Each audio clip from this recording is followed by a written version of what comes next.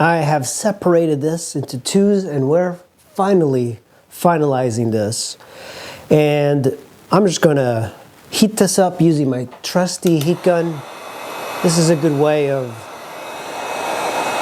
there is no armature really holding this, so I'm a little worried about if it will hold up. And if I do make a cast, of course, I would have to remove all of this.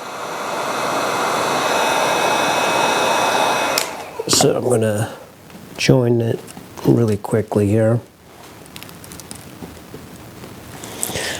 Surprisingly, it does heat up and glue extremely well just using this. So that's going to be a separation there, and I really just have to do details at this point, but I have to be very careful because this is freestanding at this point. Artist, that's the Incredible Hulk sculpture. I still have some work to do on it, but it's going to take quite some time.